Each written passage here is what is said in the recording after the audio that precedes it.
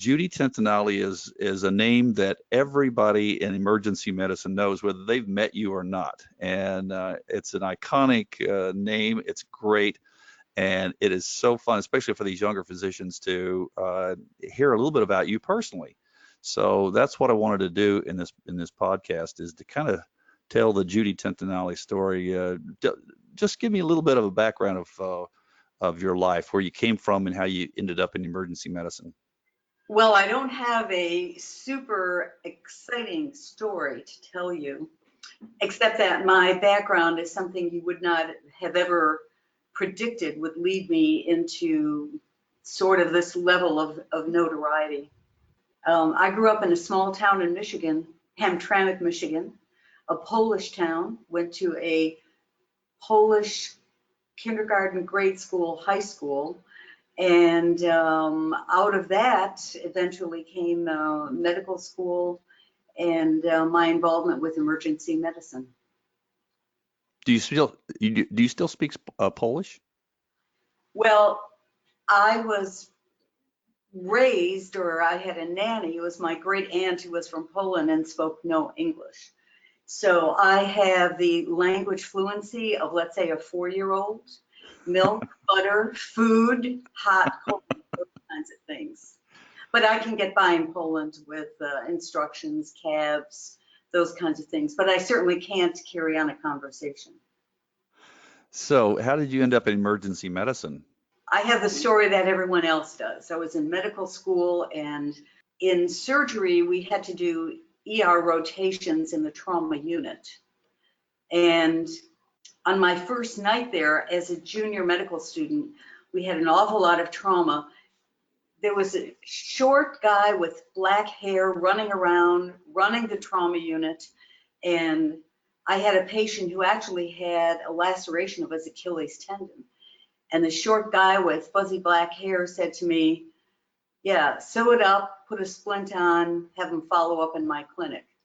That was Ron Crone. I'm like, oh my God. Yeah.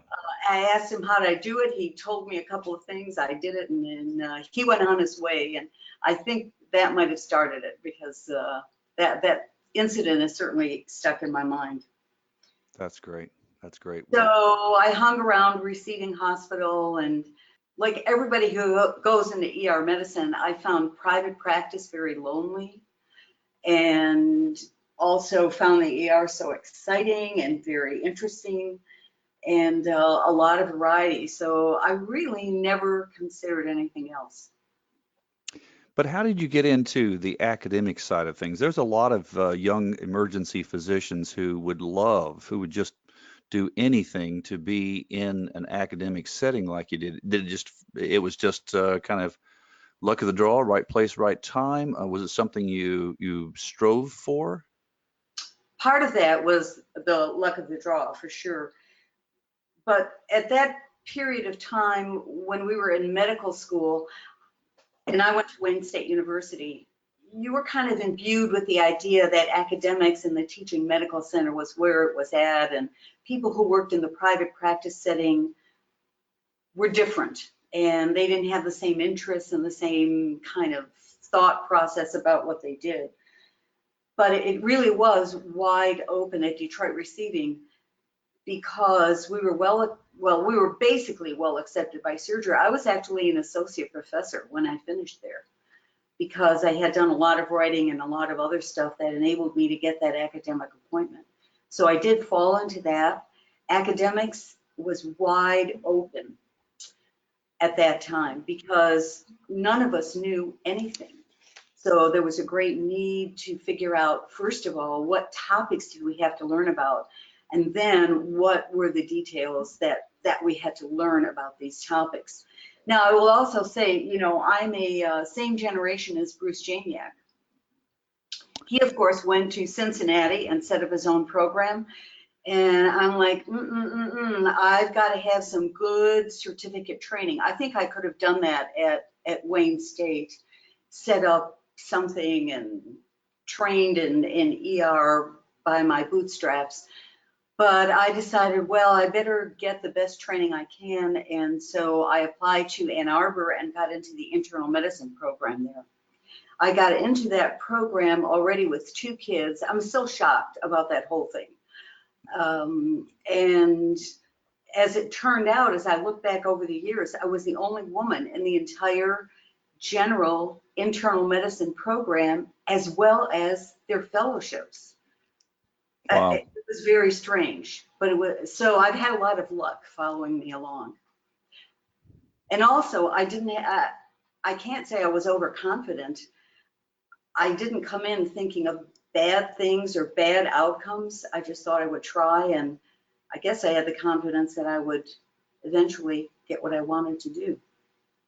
So I'm not clear. You were doing internal medicine, but while you were doing your residency, you were still interested in emergency, or that developed later when you were doing something else? Nope, I actually told them at the Ann Arbor interview that I wanted to do ER, which is even more amazing. I think my major interviewer was in nuclear medicine. Maybe he thought, this woman's crazy. She'll come to nuclear medicine. I don't know that, but it was quite surprising. So I actually, at that time, we worked in Ann Arbor at the University Hospital, at the VA, and also at the General Hospital, Wayne County General Hospital. And guess which one I liked the best? Yeah. Wayne County General. Yeah. So I had more time there, which gave you a lot more independent activity. And also I stayed on there for, I think, 3 months afterward to do more cardiology with a guy named Bernie Burkew, who at that time was a real innovative and progressive kind of guy. And why? Because I thought, I think I'm going to have to know this if I really do ER. And then I went back to receiving hospital, where Ron had been holding a spot for me. By then I had 3 kids.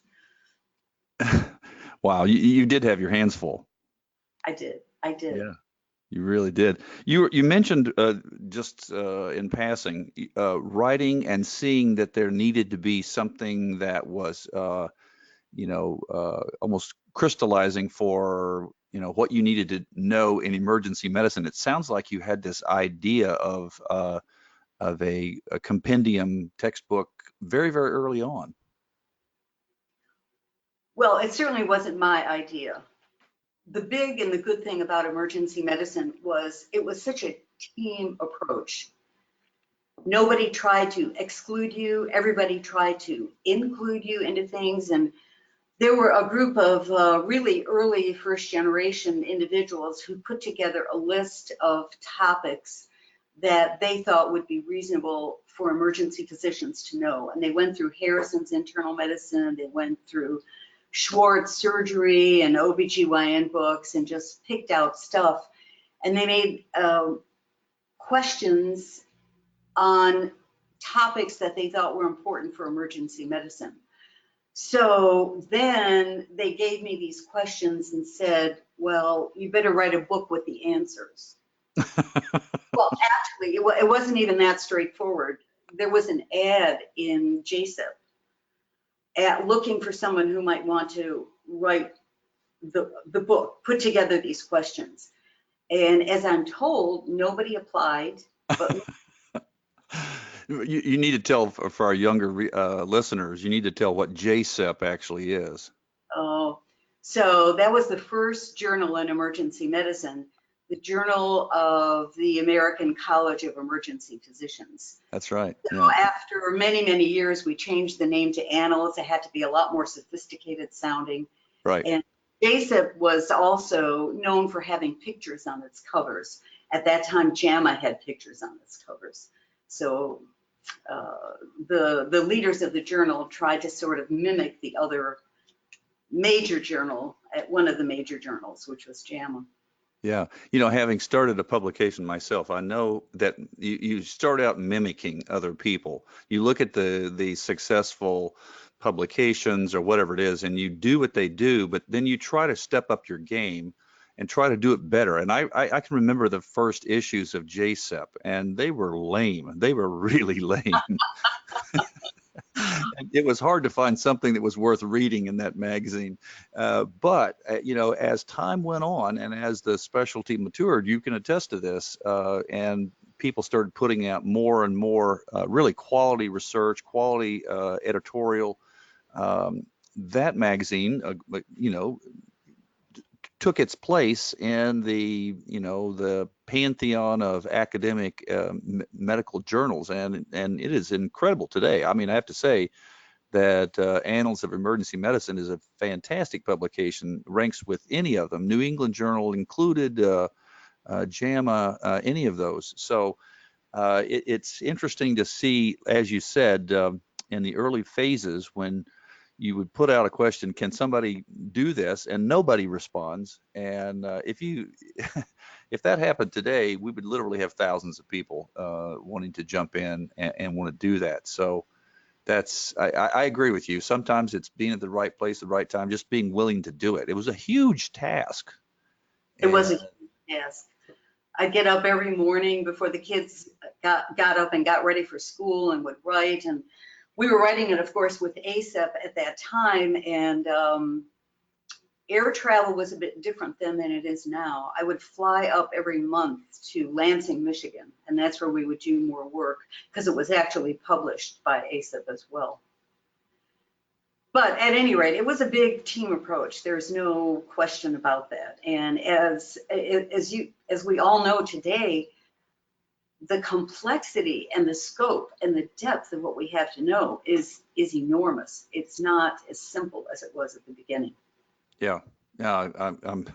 My son-in-law just started his residency in emergency medicine, and I just shared with him the other day, you're going to be a lot better doctor than I ever have been, simply because the amount of information and learning and training that you're receiving now just is so much greater than the training and information, even the information that was available to me when I started so many years ago. And but I want to develop. I agree with you, and it's something we need to be proud of. I never feel bad. I feel happy when I see my residents knowing more than I do. At the senior resident level, of course they should. First of all, medical school training has changed a lot, and I'm now seeing that our senior medical students who are going into ER really have gotten a lot of depth and breadth that we never had as medical students. So, things are changing for the better.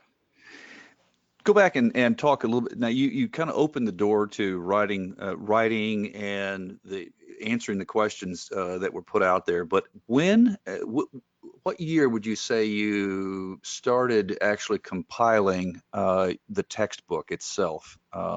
What's the first issue date? I mean, it's been around so long, I don't know when the first edition came out. I don't know. Someone asked me that because we had a loose leaf publication. My idea was to do something the way Scientific American had done it at that time, have a loose leaf set of things, and then you would add updates to that. And I'm not exactly sure where that is. It might have been the late 70s, 79, when it was by ACEP. And we went through 2 editions, and then McGraw-Hill picked it up. So the first hard copy, can you recall when the first hard copy came out? Oh, the one that looked like an ACLS book. That came up after the loose leaf. I've had some conversations with ACEP, and none of us can remember it. Nobody has a copy of the original materials. They disappeared. At one point, I had everything saved, and this was once I moved to UNC, and someone started renovating our library, and when I walked in one day, all that stuff was thrown away. So there we go. Oh, that's too bad. That was those are the archives of a whole generation of the beginning of a specialty. I mean, well, they weren't that fancy. But, no, that's not the point. I mean, I look back, I've enjoyed writing Emergency Physicians Monthly now for over 25 years. And I look back at some of the initial editions back in the early 90s. And it's truly comical. The color combinations and the photos and the writing. It just blows me away that we are able to continue to produce the magazine. And that's the way it is with everything. If you were to go back and anything that's built over time, the first phases are always going to be pretty rough. And hopefully, if you just keep improving, month and month after year, you end up with something that is of real value, strong, educational, just like your textbook has become. How many? What's the most recent edition? What's number Well, what? we're working on the 9th right now. Ninth. If we're able to push things through, it will be out in December 2019, or the fall of 2019. So we Wow. have all of the manuscripts in by this December. I think we'll make it, but I want to go back to the beginnings. You talked about Emergency Physicians Monthly. Remember, the style fit the time. And I think there's no reason to not think, even super proudly, even comparing the initial kind of newsletter publications to what we have now. Things were different at that time. And what I love about the publication, besides the fact that it's extremely varied, it's open, you can hear different kinds of opinions, and nobody's going to get on your case necessarily for doing that. But we also give the opportunity for many of the writers who may have never had a national audience before. That's really a big, big thing. And they send in materials, we work with them, we edit them, and suddenly they become famous and good writers. That's really true. Mark One of my proudest moments actually is talking to Mike Silverman and Greg Henry, and Mike has said to me that his life changed when he and I met, and I thought, what on earth are you talking about? And he talked about the chance that he had to sit down and start writing his thoughts about being a director, because I was very complimentary. He was the first guy that I really felt like took that first one I'd ever worked for that really tried to be a mentor. Here I wasn't. I mean, I was older than him, and I'd been around. I'd been a director in numerous locations, but because it was where I was in my career, I was coming back from Iraq, and so I jumped in as a staff doc, and he and I realized that real talent. I mean, he was a talented director. And so I asked him to jump in on the publication, start writing about it, and he told me that it really gave him both an opportunity to crystallize his thinking, for one thing, but also a national platform, and that his life actually changed as a result of that. It really propelled him, and then the other funny part is that I've sat down with Greg Henry, and Greg Henry, of course, is an icon in the specialty. And when he started writing for us, he told me that there were two groups of people who knew who he was, and he said it's the old guys who know him from days as the ACEP president and EPMG founder and that sort of thing, and then all the younger physicians who only know him from reading O. Henry. And he said it's astounding that he assumes people know him from his, quote, former career, and they don't. They know him from this sage of the right upper corner of EPM, who was always pontificating in Latin and talking about the future of emergency medicine, and it was really a thrilling time for me to see him use that as a platform for the kind of wisdom that he had accumulated over the years. And so, and so I want to go back and actually talk about that, because not about EPM, but about your advice using your career, the wisdom you've gained from writing Tintinalli's to talk to young physicians about how to get into, or what the trajectory is for writing and for improving the specialty through publishing. What kind of advice? You started writing, it kind of fell into you, but what if a emergency medicine resident, a guy out in practice right now, says, I want to push this specialty forward. I want to push my career forward. What kinds of things do you recommend? Before I go into that, I do want to tell you an anecdote about Greg Henry. You know, he and I are also contemporaries. And how we met was there was a Michigan ACEP meeting in Ann Arbor, and several of us were sitting around at the first meeting we had ever attended. And I looked next to me and I'm like, I know this guy from Ann Arbor. It was Greg Henry. He was a senior neurology resident. I was a senior internal medicine resident.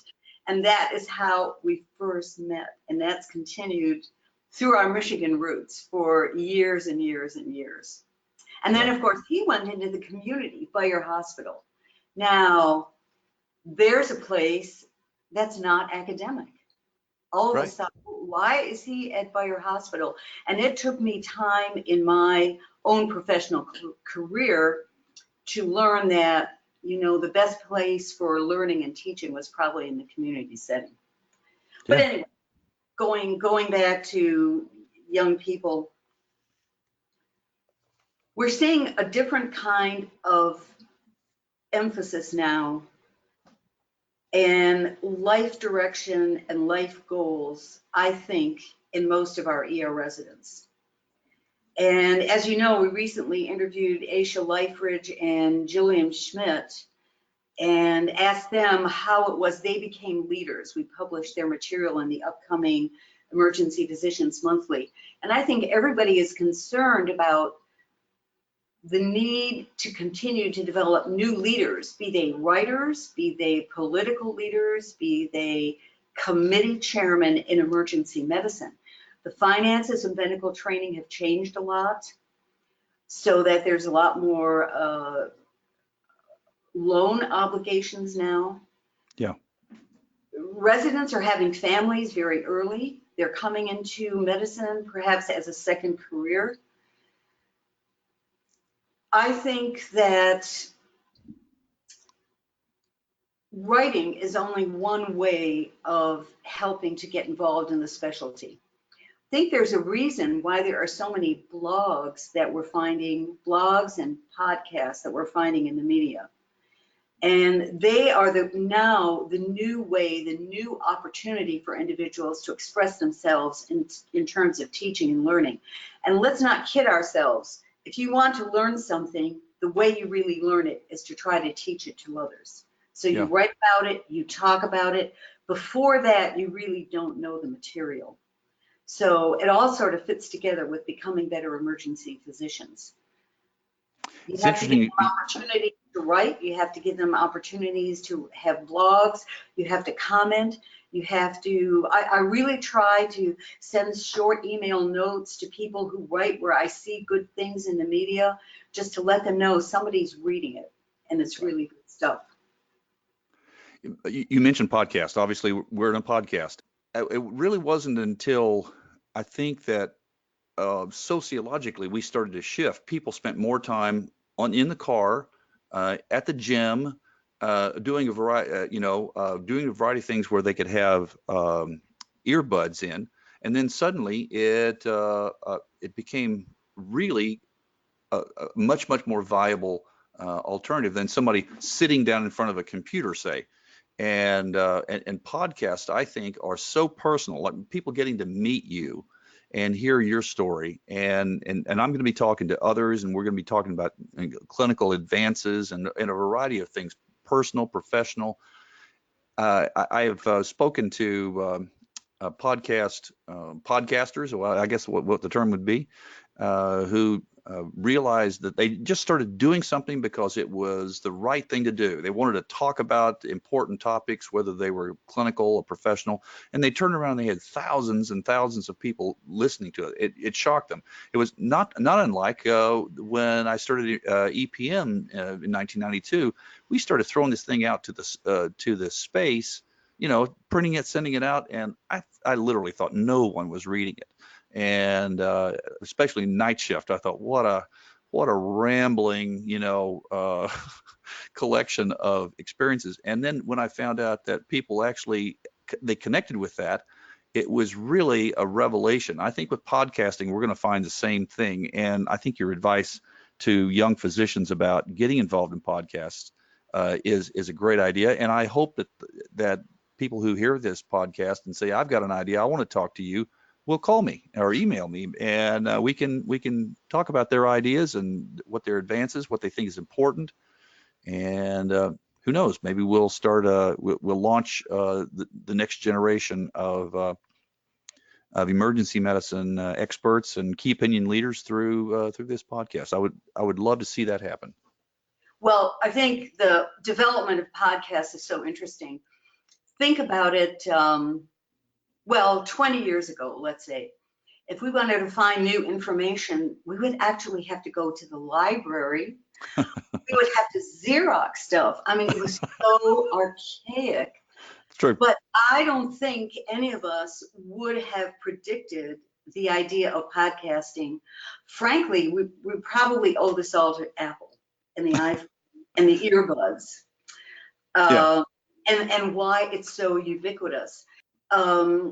Two young faculty, Paul DeConing at Dartmouth and Chris Shenby, who are at UNC, they have also realized that our residents now, they listen to stuff. And so they are podcasting the entire Tintinelli. Yeah.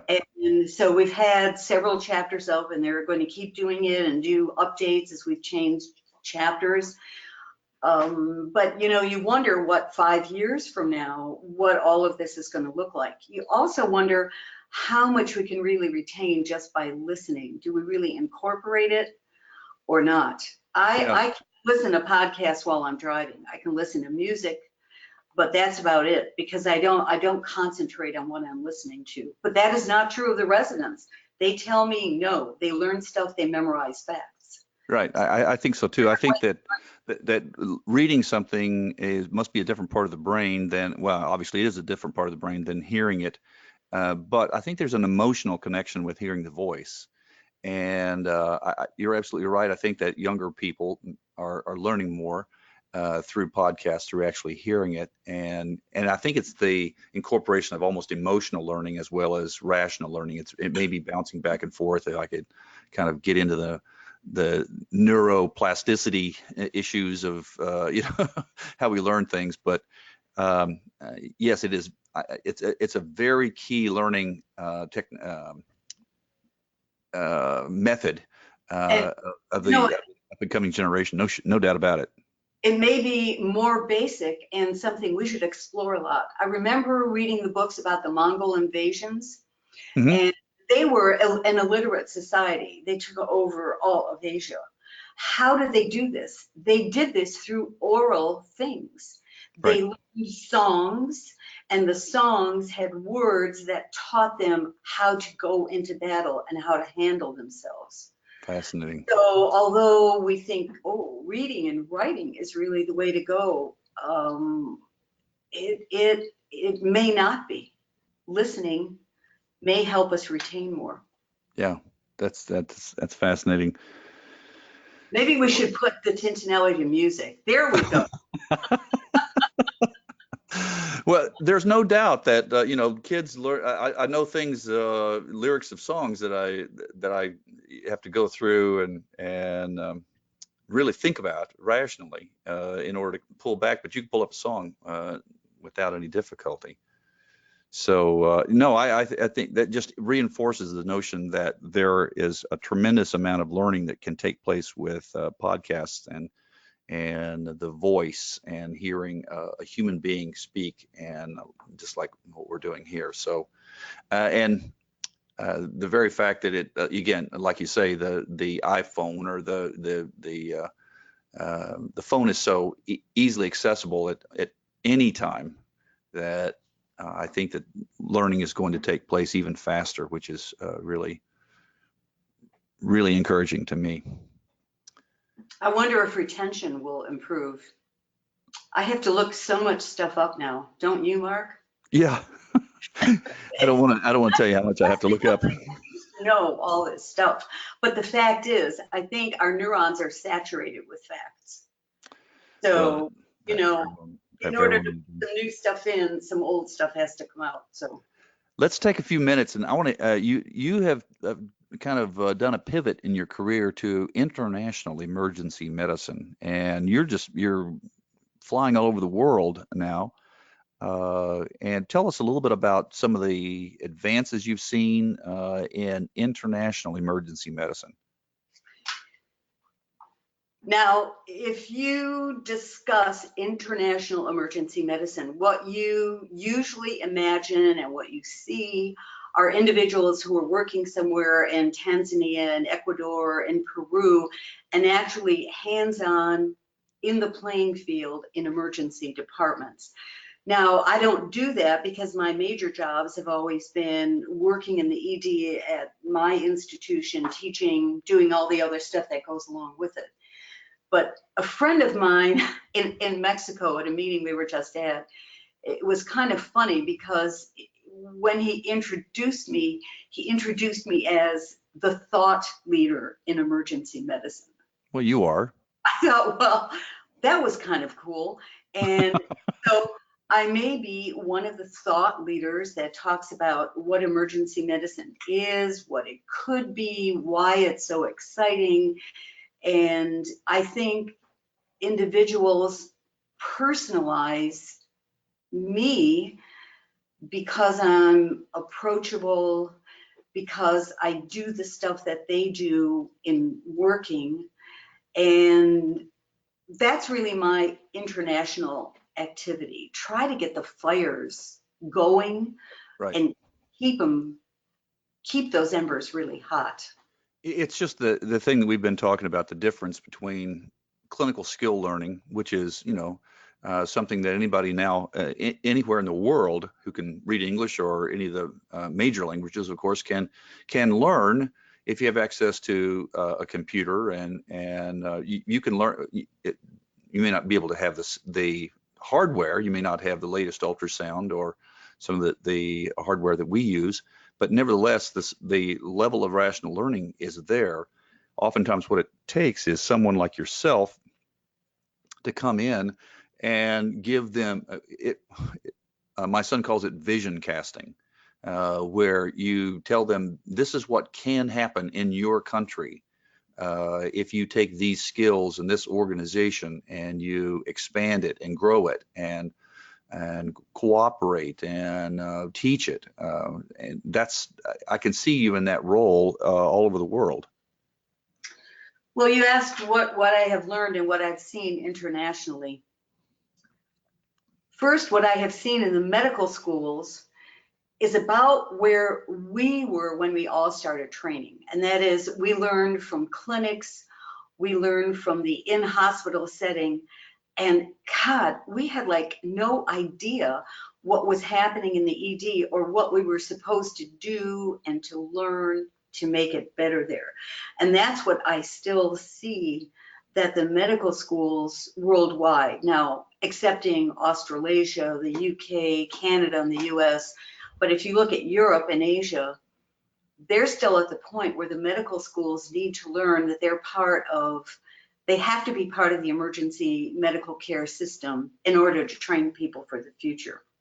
Yeah. In terms of internationally, well, of course, you look at International Federation of Emergency Medicine, it's a rousing success with members around the world, but we have to be very careful because we just don't realize how lucky we are in the US, where our economy actually is sort of a setting, a wellspring in which emergency medicine can thrive. And I say that because we pay ER docs a living wage, Yeah. and nurses a living wage. But in many of our European countries, in Latin America, which I think is absolutely the neglected continent, it's extremely difficult to get emergency medicine going. And they're even beyond where we were in 1970. Brazil is a good example. They're having an awful lot of difficulty getting governmental recognition, getting a reasonable pay scale, getting reasonable working conditions. And that's what we have to work on internationally. I'm going to Poland again in November. I'll be a visiting professor in the town of Bydgoszcz, and it's one of the places where Copernicus studied. Oh my. Where he made his observations. Oh my. So they want to hear about emergency medicine. Now, it's been a specialty in Poland with ERs for maybe 15 years, but they've had some setbacks. There have been strikes because they can't pay a salary. They have 24-hour shifts. Everybody wants to go into cardiology because it's a reimbursed specialty. Right. And it's always in the news media. They're saving lives. Deaths from cardiac disease are declining. So there's an awful lot of difficulty, and Poland isn't the only country. And I don't mean to be negative about my colleagues who have worked there very hard, but that's sort of a mirror of what we're seeing in other places. You have this big startup and a lot of excitement, but you can't really maintain it. And that's our big problem. You know, one of the things I've seen that I've actually been a strong proponent of in the United States is that we've often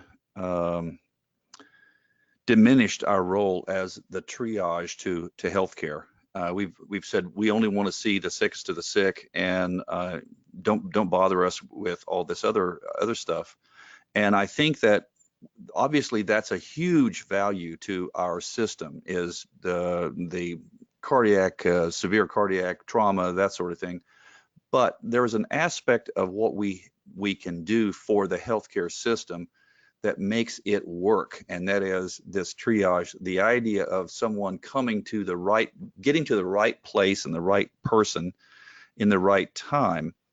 And we in our specialty are perfectly poised to really control, to add efficiency, cost efficiency. That's the thing that's crippling a lot of these healthcare systems, is the number of visits and whatnot that don't need to occur in order to get the right patient to the right clinician.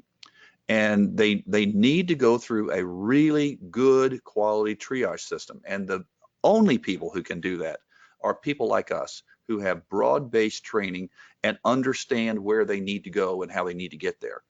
And I think that that's a case that we need to make more broadly in our country and abroad, to say most of these have federalized systems, have single payer systems, and many of them are going broke. And the reason why they're going broke is because this lack of efficiency. The only way that they think that they can make it work is to pay their doctors less. And I've seen it in Germany, I've seen it in the UK, and they're going to strangle their system. They just really are. They're almost at this point dependent upon foreign medical graduates to fill their physician roles because they're not paying. And our model works because the right people get to the right person efficiently, and we will continue to add value to the healthcare system if we recognize and embrace that as a responsibility. So that's my little. I agree with that. And what I think everyone knows, and what we're getting better at communicating, is that the ED is really a point of entry into Absolutely. the healthcare system for so many people. Right. And that's a point we need to make. I still think we're not communicating well who we are and what we do. Right. And that's why my phrase now is where emergency care is a system, which includes a lot more than what happens in the box of the ED. That's how we started, but that's not what we are now.